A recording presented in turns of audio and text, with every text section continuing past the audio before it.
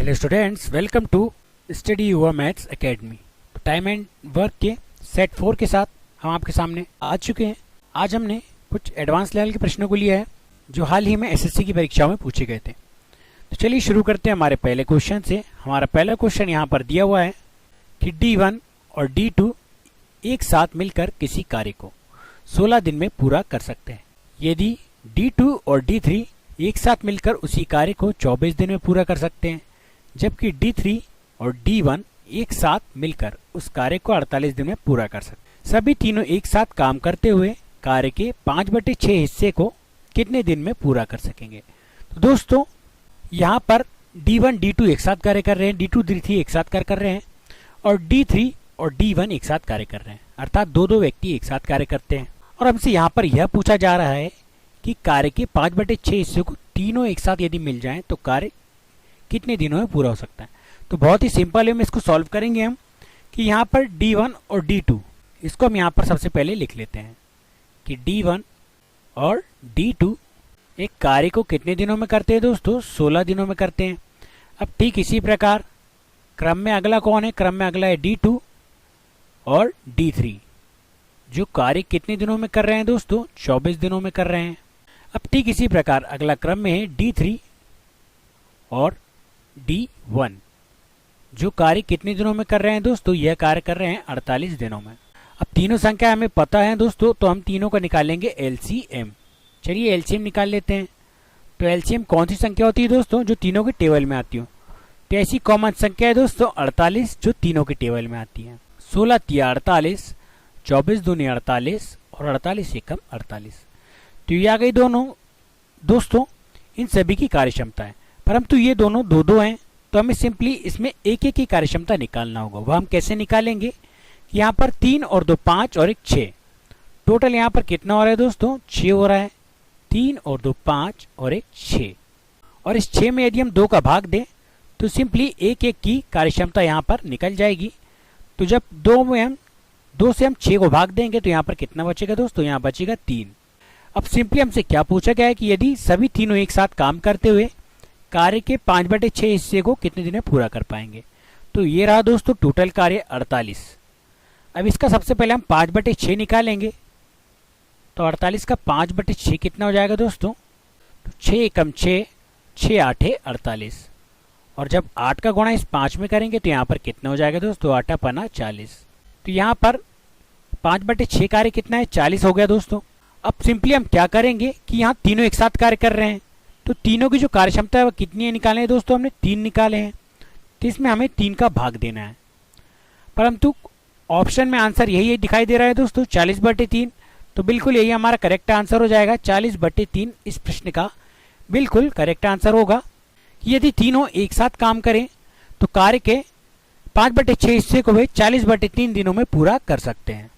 तो दोस्तों यहाँ पर जहां पर भी आपको दो व्यक्ति एक साथ काम करते हुए दिखे तो वहां पे आपको 2 का भाग देना होता है। हमारा नेक्स्ट क्वेश्चन यहाँ पर दिया हुआ है कि एक कार्य में Z1, Z2 और Z3 क्रमशः 8, 10 और 15 दिन में काम करते हैं, जिसमें Z1, Z2 और Z3 के दैनिक मजदूरी का अनुपात 3:4:4 है। यदि वे किए गए कार्य के लिए कुल 4,960 रुपये मजदूरी के रूप में प्राप्त करते हैं तो प्राप्त कुल मजदूरी में Z2 और Z3 का संयुक्त हिस्सा कितना है। तो दोस्तों हमें यहाँ पर Z2 और Z3 के संयुक्त हिस्सा में बताना है, जिसमें हमें इनके कुल कार्य की कुल मजदूरी दी हुई है 4,960 रुपये। तो जहां पर भी आपको दोस्तों इनके काम करने के दिन और इनकी दैनिक मजदूरी दी हो तो आपको यहाँ पर क्या करना है, सबसे पहले आपको इनके नाम यहाँ पर लिख लेना है, Z1, Z2 और Z3। अब यहाँ पर इनके जो Z1 है दोस्तों यह कितने दिन में काम करता है, यह 8 दिन में काम करता है। Z2 यहाँ पर जो है वह कितने दिन में काम करता है, 10 दिन में काम करता है।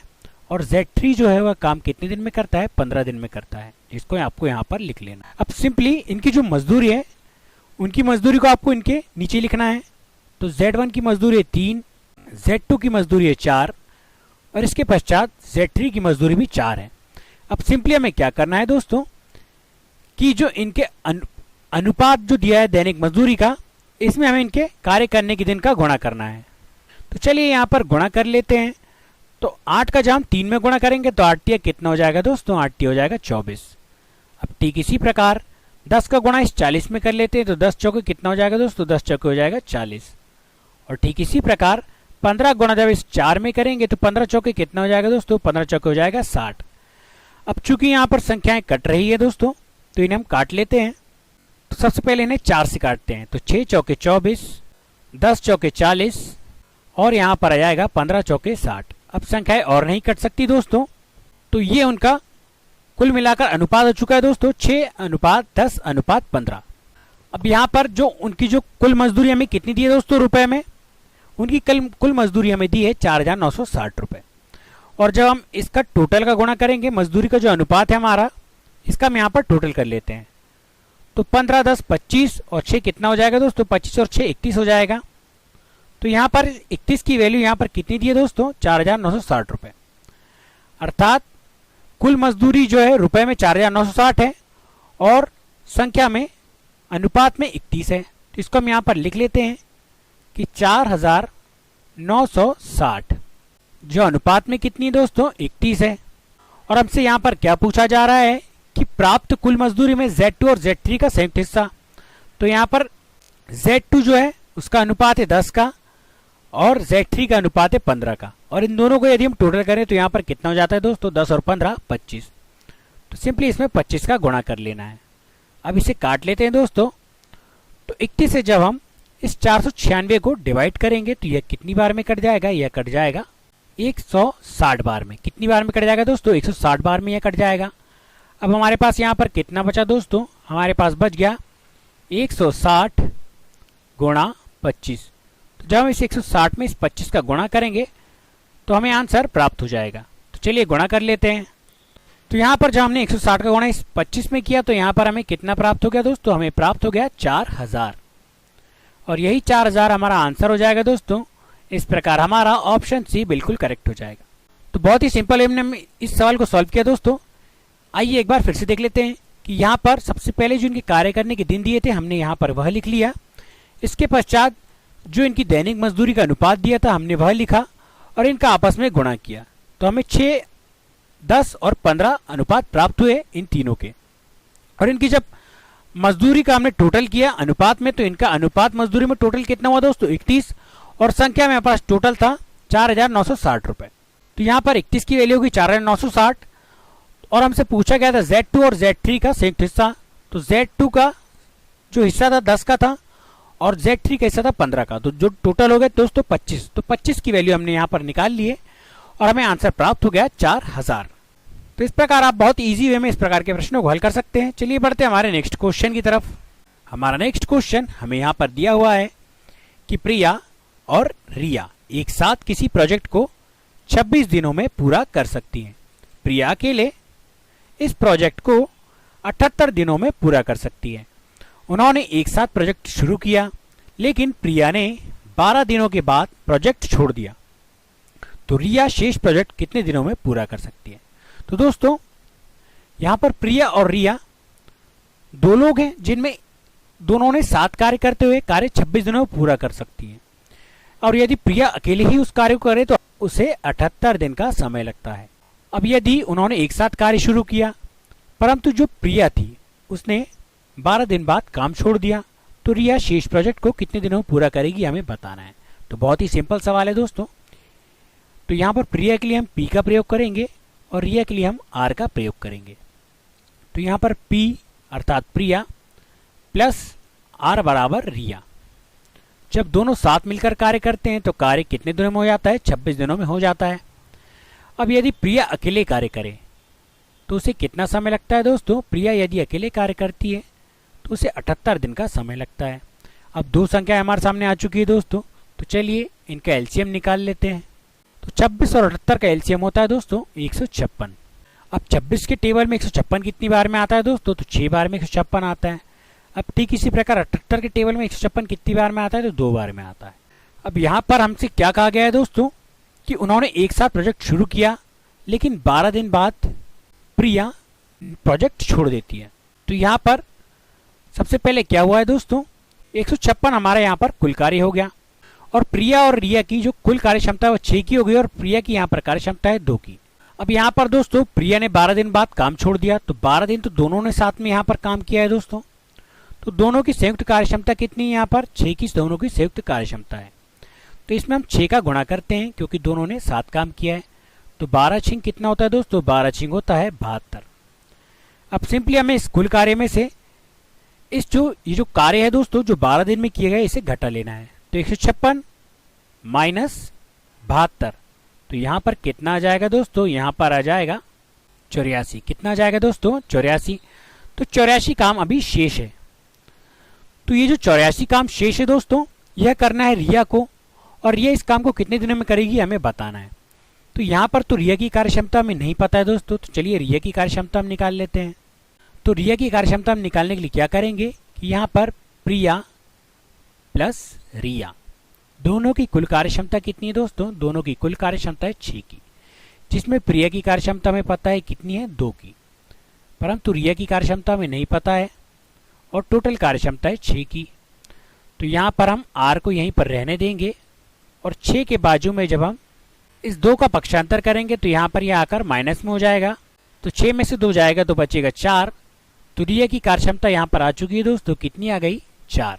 अब सिंपली हम क्या करेंगे कि जो शेष कार्य हमारे पास कितना आया दोस्तों 84, इस 84 में हम रिया की कार्य क्षमता से भाग देंगे। तो रिया की कार्य क्षमता कितनी है दोस्तों 4 की है, और जब 4 से हम इस 84 में भाग देंगे तो यहाँ पर कितना आ जाएगा दोस्तों, यहाँ पर आ जाएगा 21, और यही 21 हमारा करेक्ट आंसर हो जाएगा। तो इस प्रकार हमारा ऑप्शन बी जो होगा वो बिल्कुल करेक्ट हो जाएगा। तो दोस्तों इस प्रकार आप इस तरह के प्रश्नों को बहुत ही इजी वे में सॉल्व कर सकते हैं। बस आपको प्रश्नों को ध्यान से पढ़ना होता है और पार्ट बाय पार्ट इसको अप्लाई करना होता है। चलिए बढ़ते हैं हमारे नेक्स्ट क्वेश्चन की तरफ।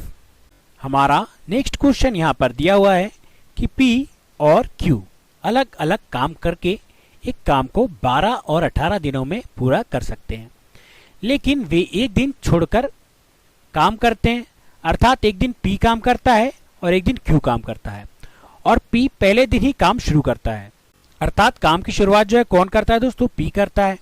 तो काम को पूरा करने में कितने दिन लगेंगे। तो यहाँ पर सिंपल सा सवाल यह है दोस्तों कि P और Q एक काम को 12 और 18 दिनों में कर सकते हैं। अब दोनों ने काम शुरू किया और दोनों बारी बारी से काम करते हैं, अर्थात एक दिन P काम करेगा तो दूसरे दिन Q काम करेगा, और काम की शुरुआत जो है P करता है। तो काम को पूरा होने वाला समय हमें बताना है। तो सबसे पहले P और Q का जो दिन दिए इसको यहाँ पर लिख लेते हैं। तो जो P के दिन है दोस्तों, P के दिन है 12, अर्थात P एक काम को 12 दिन में करता है और Q उसी कार्य को 18 दिन में कर सकता है। अब ये दोनों संख्याएं आ चुकी है दोस्तों, एलसीएम निकाल लेते हैं। तो इन दोनों का एलसीएम कितना हो जाएगा दोस्तों, इन दोनों का एलसीएम हो जाएगा 36, क्योंकि 36 दोनों के टेबल में आता है। तो ये 36 तो हमारा कुल कार्य हो गया। अब 12 के टेबल में 36 कितनी बार में आता है दोस्तों, 3 बार में, और 18 के टेबल में 36 2 बार में आता है। तो P की कार्य क्षमता यहाँ पर 3 की है और Q की कार्य क्षमता यहाँ पर 2 की है। अब सिंपली हमें आगे क्या करना है कि दोनों बारी बारी से काम करते हैं, अर्थात जब P काम करेगा तो P एक दिन में कितना काम करेगा दोस्तों, P एक दिन में 3 काम कर लेगा, जबकि वहीं पर अगर Q काम करेगा तो Q जब एक दिन में कितना काम कर लेगा, Q एक दिन में 2 काम करेगा। और वहीं पर अगर हम देखें तो 1 और 1 कितने दिन हो गए दोस्तों, 2 दिन हो गए, और 2 दिन में कुल कितना काम हुआ दोस्तों, 3 और 2 5 काम हो रहा है 2 दिन में। कार्य कितना दिया है दोस्तों, 36 दिया है।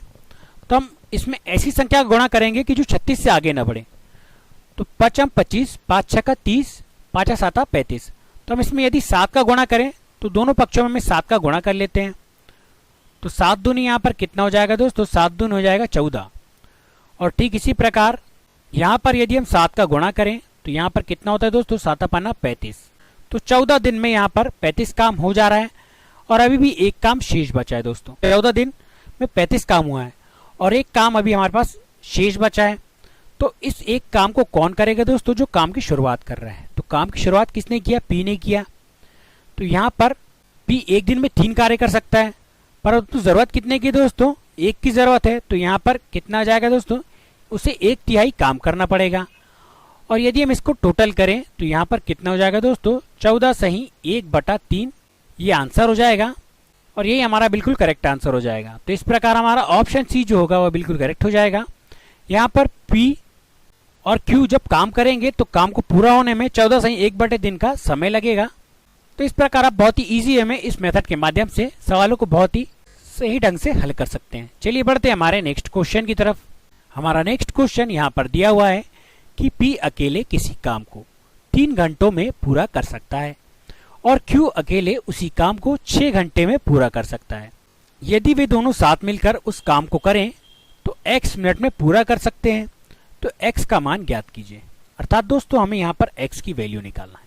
यहाँ पर यदि हम देखें दोस्तों तो p अकेला किसी काम को 3 घंटे में करता है, जबकि q की बात करें तो q उस काम को कितने घंटे में करता है, 6 घंटे में करता है। तो सबसे पहले हम p के कार्य को यहाँ पर लिख लेते हैं। तो p एक काम को कितने घंटे में कर रहा है दोस्तों, 3 घंटे में कर रहा है। वहीं पर q की बात करें तो q कितने घंटे में कार्य करता है, q कार्य करता है 6 घंटे में।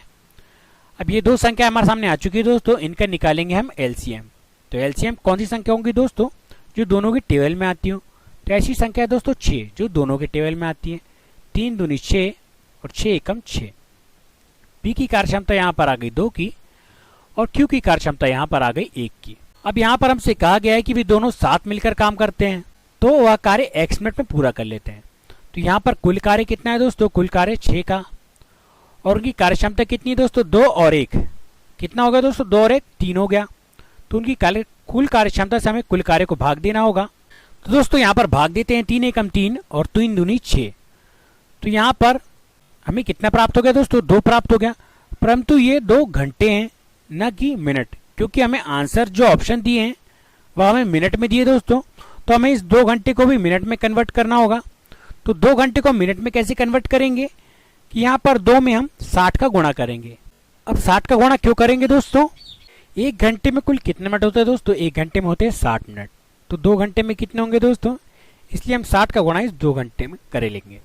तो 60 दूनी कितना हो जाएगा दोस्तों, 60 दूनी हो जाएगा 120 और यही 120 मिनट हमारा आंसर हो जाएगा। तो इस प्रकार हमारा ऑप्शन ए जो होगा वह बिल्कुल करेक्ट हो जाएगा। यदि वे दोनों मिलकर उस काम को करें तो वह 120 मिनट में पूरा काम कर लेंगे, जिसे घंटे में 2 घंटे हम कहेंगे। तो दोस्तों आज के वीडियो में बस इतना ही। अगर आपको हमारा वीडियो पसंद आया है तो हमारे वीडियो को लाइक कीजिए, चैनल को सब्सक्राइब कीजिए और अपने दोस्तों के साथ इस वीडियो को ज़्यादा से ज़्यादा शेयर कीजिए। और आगे भी ऐसे इंपॉर्टेंट वीडियोस पाने के लिए हमारे चैनल से जुड़े रहिए। वीडियो देखने के लिए धन्यवाद।